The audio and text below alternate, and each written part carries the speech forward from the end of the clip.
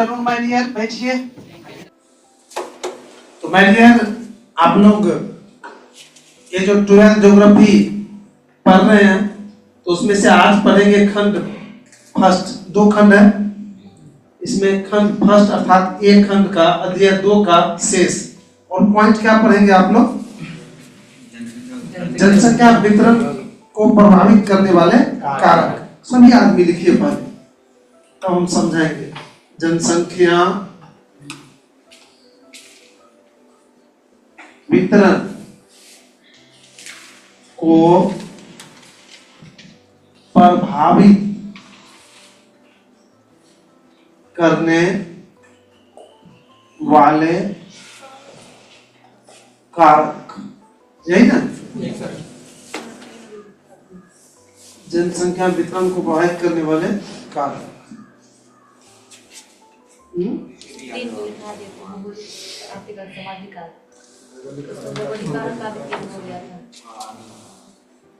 हुआ है नहीं, रुक रहे। जनसंख्या वितरण को प्रभावित करने वाले कारक। एक बार शांत हो जाइए, सुन लीजिए, लिखिए, पहले लिख लीजिए,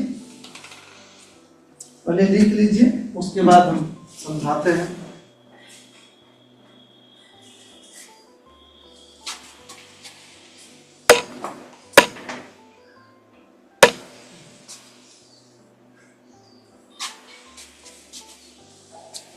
बोले जनसंख्या मतलब लोगों की संख्या, वितरण मतलब बटा हुआ होना। तो जनसंख्या का बटा हुआ रहना होना, अर्थात अभी आप अपने इलाका में देख लीजिए कि किसी गांव में अधिक जनसंख्या है, किसी में कम है। जिला में भी देख लीजिए, किसी जिला में अधिक जनसंख्या है, किसी में कम है। कोई क्षेत्र में देखिएगा कम जनसंख्या है, किसी क्षेत्र में जनसंख्या अधिक है। तो ये कम अधिक जो है, तो ये क्यों है? कुछ तो कारण होगा। वैसे अगर बढ़िया से थिंक कीजिएगा ना, तो खुद से इसको लिख सकते हैं आप कि कम ज्यादा क्यों है। थोड़ा सा मंथन कीजिएगा तो।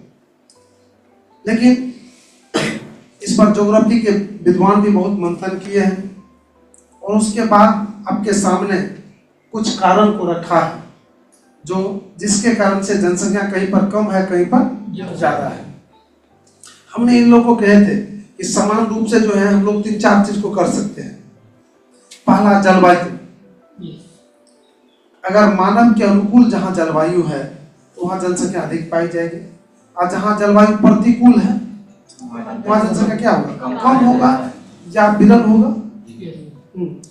उसके बाद मैंने बताया उपजाऊ भूमि, कि जहां उपजाऊ भूमि है वहां जनसंख्या अधिक होगी, क्योंकि वहां पेट भरने के लिए अन्न उपजेगा, तो लोग अधिक होगा। और तीसरा मैंने बताया था रोजगार।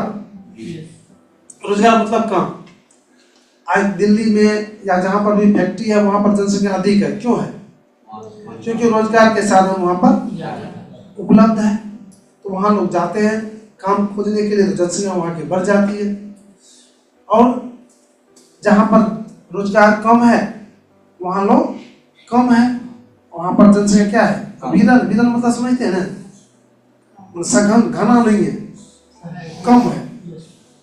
तो इस तरह से 4-5 कारण को तो आपने इजीली ही खोज सकते हैं। अगर आपने ये 4-5 कॉमन कारण जो मैंने बताया, अगर इसको आप लिख देते हैं परीक्षा में, तो काट नहीं सकता है बेटिया, वो समान रूप से हो गया। लेकिन 100 अंक लेने के लिए सुसंगठित चाहिए। तो ज्योग्राफी के हिसाब से अगर चलेंगे, तो वो अलग अलग पार्ट में बांटा है इसको। ज्योग्राफी में चलेंगे तो इसको क्या किया गया है? एक दे दिया गया है आपको, कौन कारक है? भौगोलिक कारक। पहला क्या दिया है? भौगोलिक कारक, फर्स्ट स्टेप। उसी को अगर आप उतना लिख लेते हैं तो चलेगा, मैंने जो बताया कॉमन नॉलेज दे दिया आपको। लेकिन ज्योग्राफी में चलेंगे तो भौगोलिक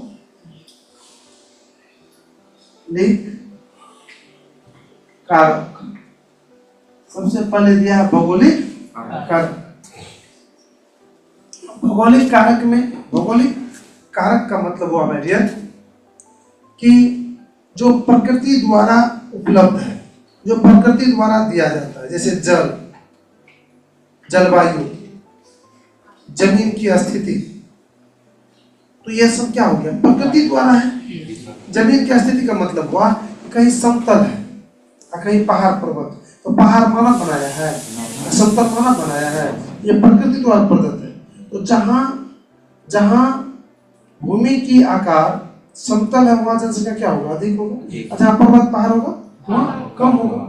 तो मैं कह रहा था कि भौगोलिक कारक में के अंतर्गत 3 चीज का वर्णन करना था। एक में जल की उपलब्धता, सिर्फ आप लोग टाइम से आइए, ठीक ना, पूरा मजा से हम पढ़ाएंगे एक एक छोटा छोटा चीज को, आप लोग घबराइएगा नहीं, क्योंकि फिक्स हम पढ़ा रहे हैं।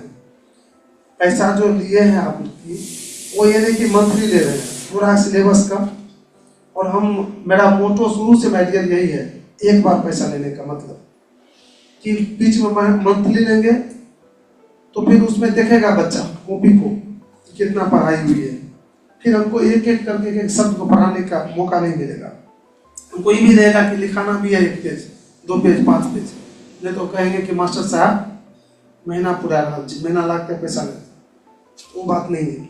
तो मैंने एक और कह रहे हैं कि जो न्यू वाले लड़का है, जो भी है, लगते हैं कुछ आज फेस नया, तो इससे पहले क्लास जो हुई है वो टोटल रिकॉर्डेड है, आपके YouTube पर मिल जाएगा टोटल चीज। और SST point Supaul YouTube channel को खोलिएगा, SST point Supaul YouTube channel को खोलिएगा, वहां पर जाके प्लेलिस्ट में जाइएगा, आपको उसे मालूम होगा, सबको है मोबाइल किसी के पास, एक छोटा सा दिखा देते हैं, और वहां से आप लोग देख लीजिएगा। अगर उससे भरपाई नहीं होगी तो फिर रविवार को निश्चित रूप से सभी ज्योग्राफी वाले स्टूडेंट का रविवार को टाइम रखेंगे हम, यही तो क्या रखे ना, शुरू से रखते हैं तब ना। देखो मैं यहाँ पर हम लिखेंगे SST पॉइंट सुपौल में किया है। यहाँ आने के बाद ये समझिएगा मत कि खुल गया है, इसके बाद भी किस्मत ऐसे करना पड़ेगा, कर दिए। अब देखिए यहाँ पर है home, video, short, live, playlist, अब प्लेलिस्ट पर जाएंगे और इसमें देखिए 12th ज्योग्राफी 2025-26, देखिए ऊपर में। अब इसको खोलिए, ये सब टोटल क्लास 9 क्लास मात्र हुआ है इससे पहले, 9 क्लास में विश्व जनसंख्या का वितरण, इस पर थोड़ा सा बताए हैं जो इसमें दिया गया है, आज इसका पूरा हो जाएगा। ये देखिए 9 क्लास हुआ है, 9 वीडियो डाला हुआ है, आप यहाँ से भी पूरा कर सकते हैं। इसमें जो समझ में नहीं आएगा तो फिर रविवार को हम पूरा करवा देंगे, जो का 10वां होगा। तो भौगोलिक कारक में क्या लिखेंगे, एक नंबर में जल की उपलब्धता,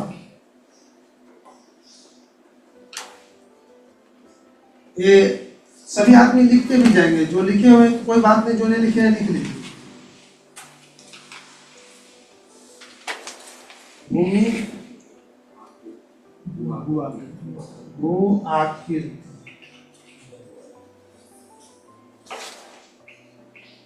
और तीसरा है जलवायु।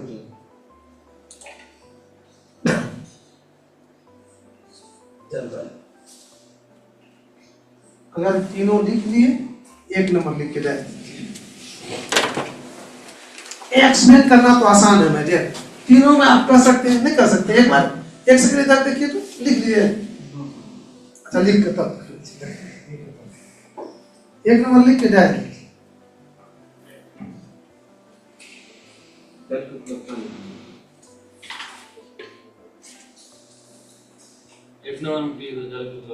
जी, जल की उपलब्धता।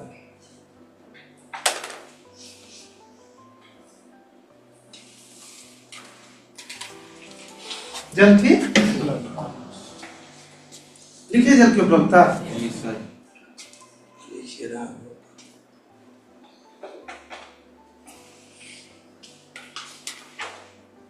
वाह, एकदम आराम से लिखिए, पूरा सदा के लिखो। फेर यहीं पर करना है, इन्हें के घर पर फेर करना है, एयरटेल तो राइट की तरफ में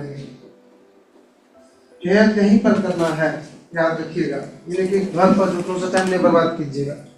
जल की उपलब्धता, चलिए एक बार पेन रखिए तब नहीं, हम तीनों को एक ही बार बताएंगे ना। पहले भौगोलिक कारक, भौगोलिक कारक में 3 को है। जल की उपलब्धता, तो जहां जल अधिक मात्रा में होगी या आसानी से उपलब्ध हो जाता होगा, वहां जनसंख्या अधिक है। क्योंकि आज जल उपलब्ध करने का बहुत सारे साधन है, लेकिन आज से कुछ दिन पहले नहीं तो बोरिंग था, नहीं तो लाइन थी, नहीं मोटर था, नहीं पंप सेट था, कुछ नहीं था। तो लोग पानी तो पीते ना, तो कहाँ, कुआं भी नहीं था यार।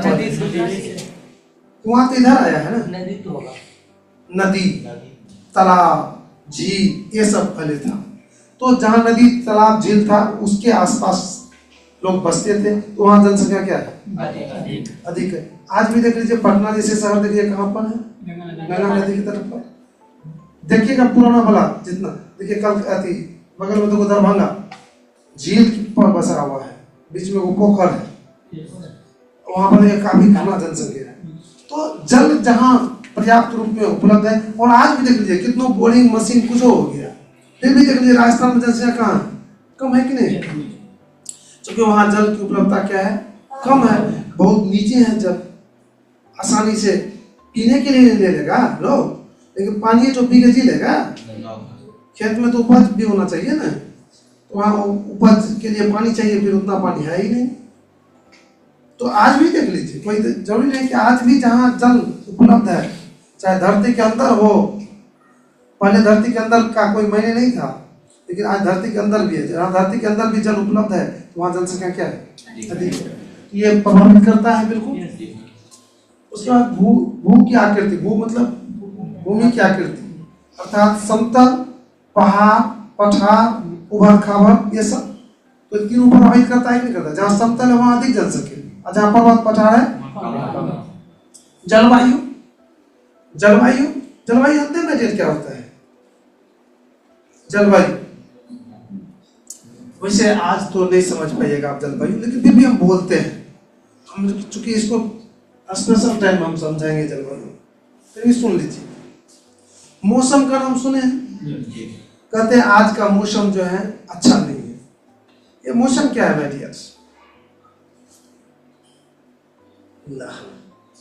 कल मौसम अच्छा नहीं है, क्या है मौसम अच्छा नहीं? कल अभी मौसम तो खराब है। कभी थिंकिंग नहीं किया, मजा आएगा ज्योग्राफी में, यही सब का अध्ययन कराता है ज्योग्राफी। अब सुन लो मौसम क्या होता है, बढ़िया सुनो। वायु समझते हैं, हवा, वायुमंडल का नाम सुने हैं? वायुमंडल मतलब कई तरह के हवा है, कई तरह का गैस है, उन्हीं हवा के समूह को, क्योंकि हमारे जो आसपास है तो कार्बन डाइऑक्साइड भी है, नहीं है, ऑक्सीजन भी है, हीलियम भी है, लियन भी है, क्रिप्टन भी है, बहुत सारे गैस हैं, उन्हीं के समूह को क्या कहते हैं? वायुमंडल। अर्थात गैसों के समूह को, क्लियर? हमारे जो आसपास है, ये जो जहाँ कुछ नहीं है, खाली है, तो वहाँ क्या है? वायु है, वायु है, वायुमंडल है। समझ में आ गया? यहाँ वायु है, हम देख नहीं रहे, लेकिन यहाँ है, वायु है। हाँ भाई, बढ़िया से। तो धरती से लेके बहुत ऊंचाई तक, लगभग 600-700 किलोमीटर तक वायुमंडल है, तो वायु है, इसी को वायुमंडल कहते हैं। अब सुन लीजिए, हमारे वायुमंडल में जो चेंजिंग होता है, उसी चेंजिंग को क्या कहते हैं? मौसम कहते हैं। अर्थात जैसे अभी सर्दी है तो इसको झेल रहे हैं, ठीक है, अब तुरंत क्या हो गया कि आंधी आ गई, तो तुरंत उसमें परिवर्तन हुआ ना, वो जो परिवर्तन हुआ तो क्या कहते हैं उसको? मौसम, वायुमंडल अति मौसम खराब है, मतलब ये जो वायुमंडल में जो चेंजिंग हुआ वो क्या हुआ? खराब हो गया। अर्थात वायुमंडल में परिवर्तन को क्या कहते हैं? मौसम कहते हैं। चाहे वह प्रत्येक क्षण का हो, कि मासिक हो, कि वार्षिक हो, जो भी हो, वायुमंडल के परिवर्तन को मौसम कहा जाता है, मौसम कहा जाता है। मौसम समझ गए? आप चलिए, मौसम समझ गए ना? आप समझ, दीर्घकालीन लंबे समय तक के मौसम के औसत को जलवायु कहते हैं। तेल के लिए क्या समझा कि नहीं समझा, ठीक नहीं। अब मौसम तो समझ गए, मौसम क्या होता है? तो एक दिन का भी हो सकता है, आज भी चेंजिंग हो, आज भी 4 बार बदल सकता है। तो मैंने कहा कि लंबे समय कितना दिन, ये भी कह सकते हैं। ज्योग्राफी में एक आंकड़ा रखा गया बेटिया, लगभग 30 वर्ष। कब तक? लगभग 30 वर्ष। मान लीजिए इस जगह की जलवायु को निश्चित करना है। सुपौल की जलवायु कैसी है? सुने होंगे, उष्ण जलवायु, शीत जलवायु सुने होंगे सर, आर्द्र जलवायु, ये सब का नाम सुने होंगे ना, सुने होंगे। ये सब जलवायु फिक्स होता है कि किस जगह की आर्द्र जलवायु, किस जगह की उष्ण जलवायु, किस जगह की शीतोष्ण जलवायु है। इसको फिक्स करने के लिए उस जगह के लगभग 30 साल का मौसम का अध्ययन किया जाता है। लगभग 30 साल के मौसम का अध्ययन किया जाता है। प्रत्येक दिन मौसम क्या हुआ, ऐसा रहा, ऐसा रहा, ऐसा 30 साल तक उसको करते जाता है। 30 साल के बाद उसका औसत निकलता है। अर्थात एक छोटा सा उदाहरण देते हैं हमको, टाइम तो 15 मिनट है। एक उदाहरण देते हैं, तापमान को आधार बनाया तो आज देखा कि तापमान 12 बजे दिन में 45 डिग्री था, कल देखा कि 40 डिग्री है, एक 6 महीना के बाद देखा 5 डिग्री हो गया, कभी माइनस में भी चल गए। इस तरह से कितना दिन तक करेगा? 5 साल, सॉरी 30 साल। और 30 साल में जितना बार करेगा ये परीक्षण, औसत आता है निकालने के लिए। आप लोग क्या होता है औसत? किसी जगह के औसत निकालने के लिए ज्योग्राफी में मैथ का भी जरूरत पड़ता है मेरी डियर। मैथ भी आपकी नॉर्मल होना चाहिए। औसत कैसे निकालते हैं? कुल परीक्षणों की संख्या बटे कुल परीक्षणों की योग बटे कुल परीक्षणों की संख्या, कुल परीक्षणों की योग बटे कुल परीक्षणों की संख्या। तो जितना बार करेगा मौसम, उस जितना हुआ टोटल तापमान तो उसको जोड़ देंगे, जितना बार करेगा उससे भागा दे देंगे। तो जो निकलेगा, मान लीजिए निकला 20 डिग्री तापमान, तो 20 डिग्री क्या हो गया? समशीतोष्ण हो गया। वहां पर गर्मी ज्यादा लगेगा, नहीं ज्यादा ठंडी लगेगा। वही निकल गया 40, क्या हो गया? उष्ण जलवायु हो गया, नाम रह गया यहाँ के उष्ण जलवायु। तो शायद जलवायु बहुत हद तक समझ गए कि जलवायु क्या होती है। तो किसी भी स्थान की अगर जलवायु मानव के अनुकूल है, मानव के अनुकूल का मतलब जिसमें मानव बढ़िया से रह सकता है, जिसमें मानव बढ़िया से विकास कर सकता है, अगर मानव के अनुकूल है तो वहां पर लोग क्या होगा? जनसंख्या अधिक होगा। और जहाँ पर प्रतिकूल है, सुने होंगे धूप पर क्या रहता है? माइनस में तापमान रहता है सालों भर, तो वहां पर क्या होगा? जनसंख्या नहीं के बराबर है। धूप पर नहीं है जनसंख्या। थोड़ा सा इधर आइए तो ऐसे आएगा। जैसे हम धूप की ओर बढ़ेंगे ना, इसकी ओर बढ़ेंगे, यहां जैसे बढ़ेंगे, इधर आएंगे जैसे जैसे, तो तब यहाँ पर जनसंख्या, यहाँ पर तो नहीं है बिल्कुल, यहाँ आएंगे तो कम होगा, यहाँ आएंगे तो कम होगा, यहाँ आएंगे तो कम होगा, धीरे धीरे, और यहाँ आएंगे तो इसके आसपास क्या होगा? जनसंख्या अधिक होगा। तो शायद समझ में आ गया जलवायु भी प्रभाव डाला कि नहीं डाला उसने? चलो बैठिए, तीनों को हम लोग लिख लेते हैं। लिखिए, 1 नंबर देखिए, जनसंख्या वितरण को, जनसंख्या वितरण को सबसे अधिक, जनसंख्या वितरण को सबसे अधिक जल की उपलब्धता प्रभावित करती है। जनसंख्या वितरण को सबसे अधिक जल की उपलब्धता प्रभावित करती है। जल की उपलब्धता प्रभावित करती है। जल की उपलब्धता प्रभावित करती है। जहां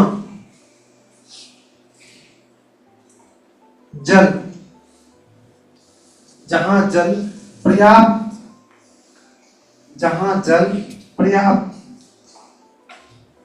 रूप में रहती है,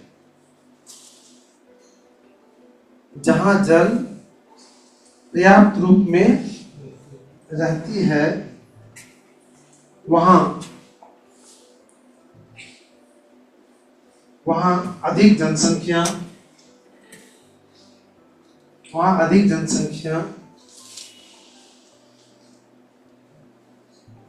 और जहां अपर्याप्त रूप में रहती है, और जहां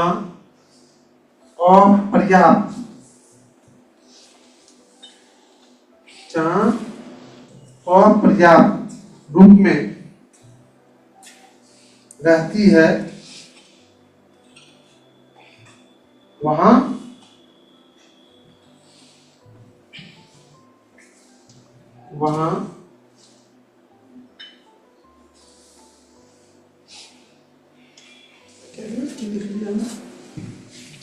लिखा है कि जनसंख्या वितरण को सबसे अधिक जल की उपलब्धता प्रभावित करती है।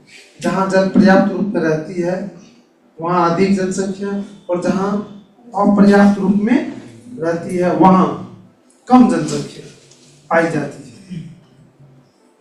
वहां कम जनसंख्या पाई जाती है।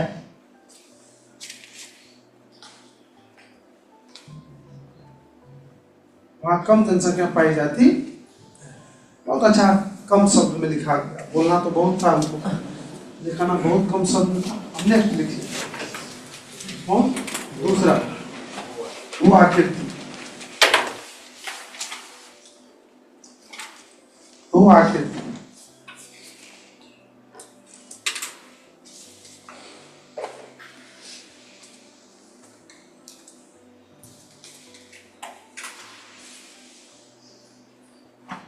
देखिए जनसंख्या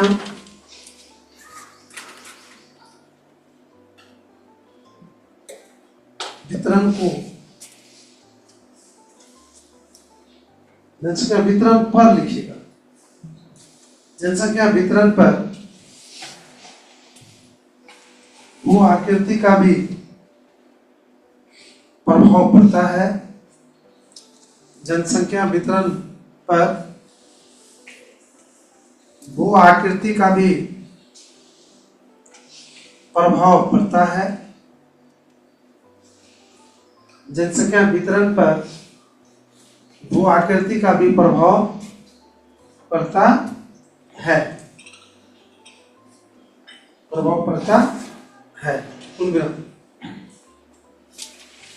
जहां का धरातल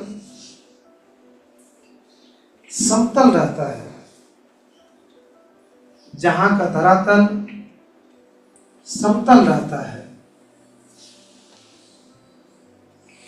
जहां का धरातल समतल रहता है, वहां अधिक जनसंख्या,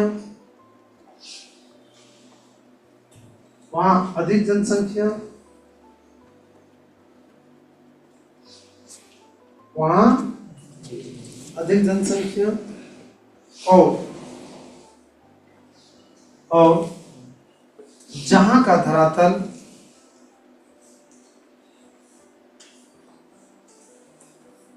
धरातल पर्वतीय,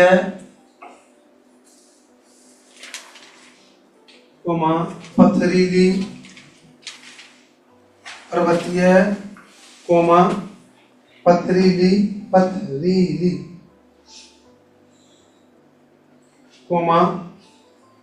उभर खावर,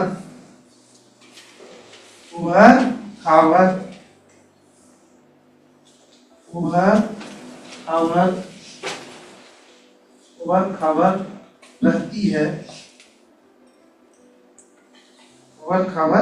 है, वहां जनसंख्या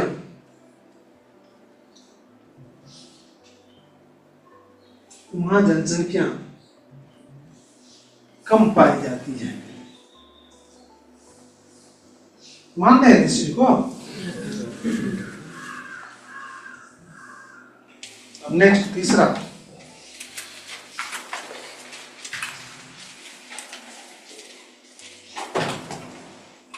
तीसरा लिखिए जलवायु।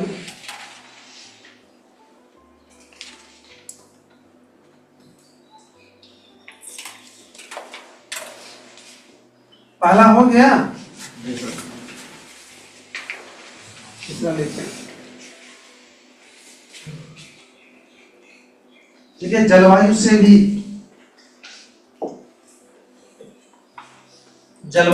भी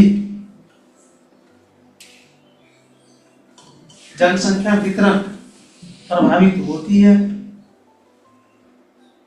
जलवायु से भी जनसंख्या वितरण प्रभावित होती है। जनसंख्या वितरण प्रभावित होती है। जहां जलवायु से भी जनसंख्या वितरण प्रभावित होती है, जहां मानव के अनुकूल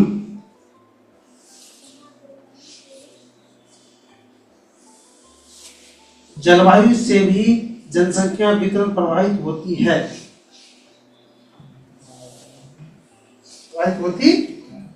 कुल विराम। उसके बाद लिखिए जहां की बात लिखाइए रहे, जहां मानव के अनुकूल, जहां मानव के अनुकूल जहां मानव के अनुकूल जलवायु रहती है, जहां मानव के अनुकूल जलवायु होती है। मैं इसको बहुत स्लो लिखा रहा हूं, ये भी सुन लो। आप लोग धर्म नहीं करें, ऐसे भरोसा करते हैं। बिल्कुल अस्थिर से लिखिए, बिल्कुल ध्यान इधर रखिए, एक और चीज छूटेगा नहीं। जहां मानव के अनुकूल जलवायु रहती है वहां अधिक जनसंख्या, जहां मानव के अनुकूल जनसंख्या रहती है वहां अधिक जनसंख्या, वहां अधिक जनसंख्या, वहां अधिक जनसंख्या, और जहां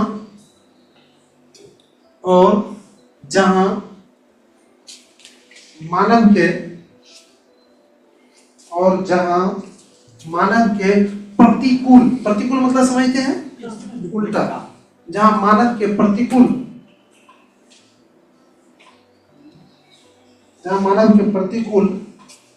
जनसंख्या जलवायु, जहां मानव के प्रतिकूल जलवायु पाई जाती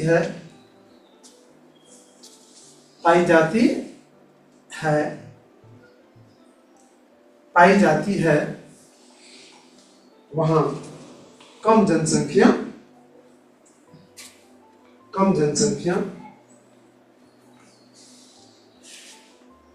रहती है।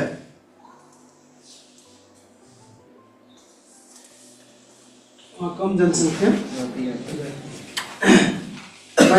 हो गया ही। ये था भौगोलिक कारक। मैं एक चीज बता दूं आप लोगों को कि परीक्षा में भौगोलिक को भूल जाइएगा तो कोई दिक्कत नहीं है, ये रहना चाहिए। कौन? और इसका हम सीरियली देंगे।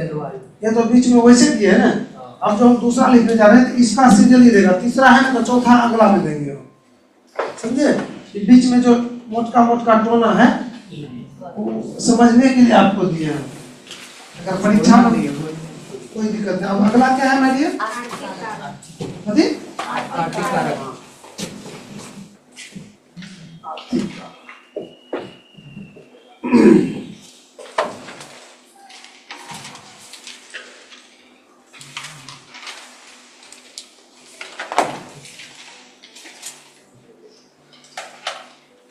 दूसरा स्टाइल है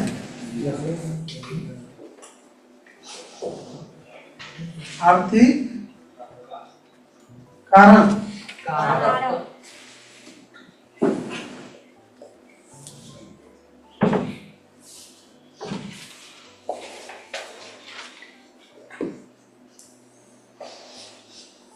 आर्थिक कारक। मैं इसमें तीसरा लिखा थे ना वहां पर, चौथा आ जाएगी। चौथा में नगरीकरण, यही है ना, खनिज है, क्या है, क्या है भैया? नहीं लिखा है। नहीं लिखा है, चलिए इसमें लिखिए खनिज की उपलब्धता।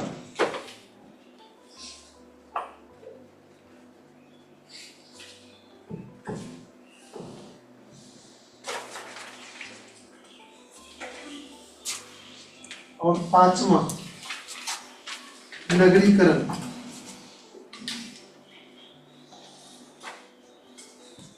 पांचवा नगरीकरण और छठा औद्योगिकरण।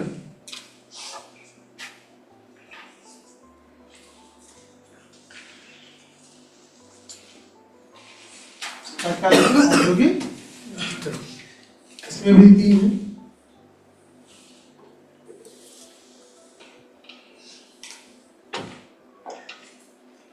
खनिज की उपलब्धता, नगरीकरण, औद्योगिकरण। आप इसको काहे की सर उसमें स्टाइल तो है तो रोमा का काहे दे रहे हैं?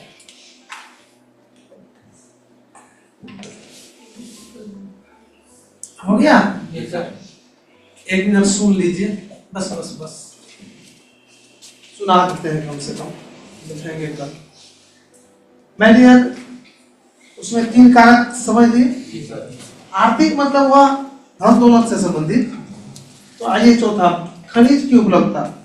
खनिज समझते हैं, धरती के अंदर से जो उपयोगी वस्तु जो भी निकाला जाता है ना, बालू भी क्या है?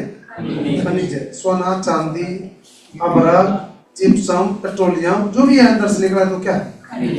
और वो जहाँ उपलब्ध है तो वहां पर जनसंख्या अधिक पाई जाएगी, क्योंकि 2 कारण से। वहां तो लोग को रोजगार मिल जाता है, और दूसरा है कि खनिज वाला इलाका लोग धनी हो जाता है।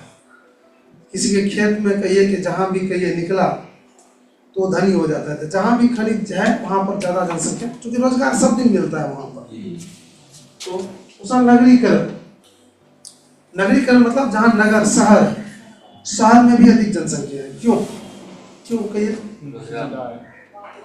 और कुछ आप रोजगार करने के लिए आए हैं यहाँ पर गाँव से? कतक घर तो शिवनगर से जाते हैं तो रोजगार ले ले।